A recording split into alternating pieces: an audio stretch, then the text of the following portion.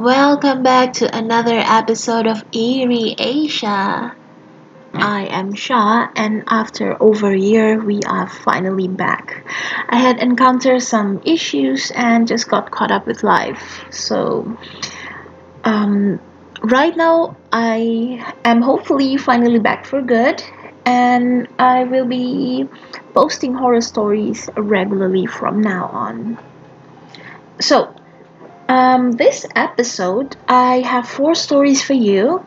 Um, all of them involves a particular public transportation, which is a taxi or a cab, whatever you might call it. So, by the end of this video, I will also let you know what story I'll be telling you next time. So, I hope you can stick around and enjoy the story. So, let's get on with it. One evening, I was driving along the old Tampines Road after dropping off a passenger. As usual, my eyes were searching for passengers along the road. Like most cab drivers, I wouldn't want a trip to go to waste. As my eyes were widely scanning the sidewalk, I caught a glance of a girl standing. Thank God, I said to myself. I stopped right next to the girl, rolled down the window, and asked, "Need a cab?" The young Chinese girl's face was covered by her long fringe. I could only see her mouth where her lips curled into a smile as she nodded to my question. The girl hopped onto the back seat. After she had settled down, I asked her the usual question. "Where to, miss?" "Just drive straight for now. I'll show you the way," she said. Without asking further, I started driving. After a while, as I was driving very close to a spot where a tragic accident occurred, a bad stench started to fill the air. Suspecting it came from the outside, perhaps from a dead animal, I kept quiet and kept on driving. Not wanting to be another statistic, I slowed down as I was nearing the accident spot. That is when I heard a giggle from the back seat. Curious, I took a glance at my rear view mirror to check on my passenger. What I saw was an ugly being with a messy hair, rotten flesh hanging off its face, and bloodshot eyes. Scared, shocked, my first instinct was to slam on the brake. In disbelief, I turned around to look at my back seat, and there I was, staring at an empty back seat.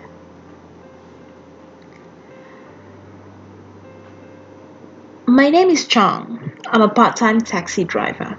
I only work at night since in the morning my wife and I are busy at our food stall. One night, while I was driving my taxi, something happened that changed me forever. It was around 2 a.m., and I was driving along the old Upper Thomson Road in Singapore after dropping off a passenger. Somewhere along the road, I saw a girl waving her hand at me, a clear indication that she would like to hire my cab. So, I stopped at the roadside slowly, making sure that the back seat door is right in front of the girl so she can easily get inside. Come to think of it, it is really odd for a girl to be waiting at this part of the road in the middle of the night. But at that time, all I thought was just to get a paying passenger. It is much better than driving around in an empty cab. At least I'm earning something. Without looking, I could tell the girl was already sitting at the back seat. She closes the back seat. As she closes the back seat door, the girl told me an address not too far from where we were. A private housing area along a stretch of road. From the moment the girl entered my cab, I could smell a putrid stench. I thought the girl might have smelly feet problem or something, and I did not want to be rude to my customer. So quietly, I rolled down my window a little for some fresh air. I continued driving for about 10 minutes, heading towards the address the girl told me. As I was approaching a traffic light near a gas station, two motorbikers honked at me. I suspected they might have seen something wrong with my cab, so I quickly checked all of my lights and made sure that they are turned on. and immediately I found nothing amiss. The traffic light turns red, so I stop and roll down my window all the way. Hi, what seems to be the problem? I ask. Instead of answering my question, the two guys pointed at the gas station. So once the traffic light turned green, I pulled over into the gas station. Wanting to check if my passenger wouldn't mind if I stopped for a while, I turned my head to the back seat. Dear listeners, my back seat was empty. There was no one, absolutely no one sitting there. God knows how shocked I was at that time. When I stopped at the gas station, I immediately stepped out of my cab. One of the guys on the motorbike immediately asked me, Uncle, what did you pick up? Did you notice? I was even more confused now. Um, I picked up a girl, but she's gone now, I told them. The two nice young men on the motorbike asked me to follow them to a nearby restaurant. I was shaken and confused, so I just followed them without asking much. At the restaurant, the motorbikers told me that they saw a figure squatting at the back seat with long hair, bloodshot eyes, and a really long tongue hanging out. When they see whatever the hell it was at the back seat, trying to reach out to me slowly, they couldn't think of anything else to do but honked at me. We honestly didn't know what the thing was about to do to you, Uncle, but we knew we just have to stop it. I had never been more scared in my entire life. It is to the extent that I even stopped driving my cab for a week. Hi, I am Maya. This happened to me about 2 years ago. I received a pickup request from a passenger in Boon Lay, somewhere around block 100 area. The place was very dark and most of the apartment building left empty. The girl who hired my cab requested to go to Chua Chu Kang. My GPS shows two possible routes I can take, the expressway or the road called Jalan Baha. I decided to take the expressway. Nobody in their right mind will take Jalan Baha at this time of the night, especially knowing that the road will take you across a cemetery. When I was approaching the junction to get on the expressway, my passenger asked me, which road are we taking? I told her the expressway. Can we take Jalan Baha instead? The expressway is too far. Since she had asked, I had to follow. At first, the trip seems normal to me, just like any other trip, until my cab arrived at the CDA and the girl suddenly told me she wanted to go somewhere else. Where to, miss? I asked her. Just drive along. I'll show you the way. Without asking too many questions, I kept driving until I reached a crossroad. If I drove straight, it would have led to a place called Lim Chu Kang. The right turn would lead to a new police academy and the left would lead to a crematorium. As the red light turned green, the girl asked me to go left. This girl can't be real, I thought to myself. Miss, where do you want to go? I asked. Can we go to the left? She said. I asked again. Where do you want to go, miss? To the left. Miss, on the left is a dead end. It leads to the crematorium. To the left. When she made that kind of voice, I simply turned left and did not look back. As I was approaching a bus stop, I heard the girl once again. Please let me off at the bus stop. And I just stopped at the bus stop. When I did, I realized my backseat was empty. I am not a taxi driver, but I had an experience that involved being in a taxi. By the way, my name is Suresh. This happened about 5 years ago when I was visiting my fiance, who is now my wife. She is from Johor Bahru, Malaysia, and I am from Singapore. We met in college and decided to tie the knot as soon as we graduated.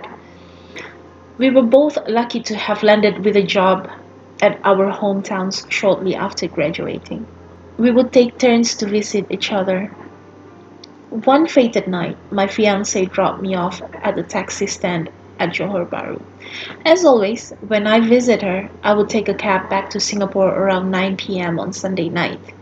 Both of us would be working the next morning, so this was the best way to spend as much time together without causing either of us being tired the next day. After saying goodbye to her, I walked to where the cabs are parked. They are usually parked in a row waiting for their turn to get a passenger. While I walked to the first cab in queue, I noticed that there was a girl sitting at the back seat. Oh, she already has a passenger, I thought. So I went to the second cab. I opened the door and settled down at the back seat. The driver turned to me and told me, "Sir, you will need to go into the cab in front. It is his turn to go." Without thinking much, I told him that the first cab already has a passenger. "No, the cab in front is empty, sir. Take a look again," he told me. When I looked at the cab once again, it's true. Apart from the cab driver in the driver's seat, there was nobody else inside. So I got off and headed to the first cab. Slightly uncomfortable, I opened the front passenger door seat and asked if I can sit there.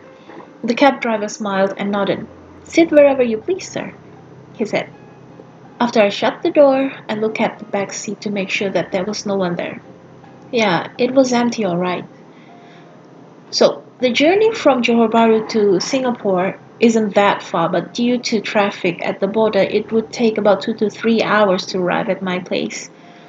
The driver and I had some small talks until about 30 minutes into the drive, where I guess I fell asleep. When I woke up, we were already at the line at the immigration. The first thing I noticed that there was someone at the back seat. The first thing I noticed was that there was someone at the back seat, sitting behind the driver's seat.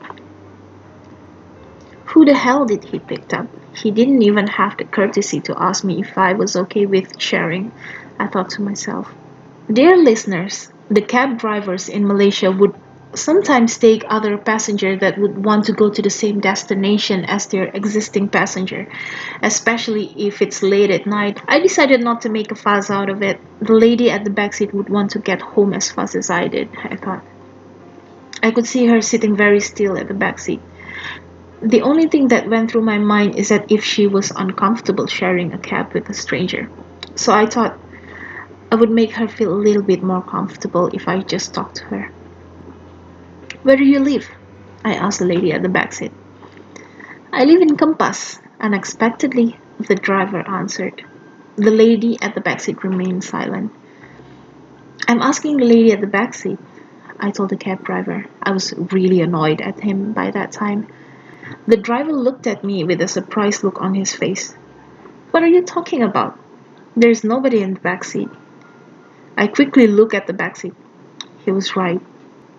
Luckily, the rest of the trip went very quiet. I continued having these trips until I got married and settled down with my wife in Singapore. So there you have it, 4 stories.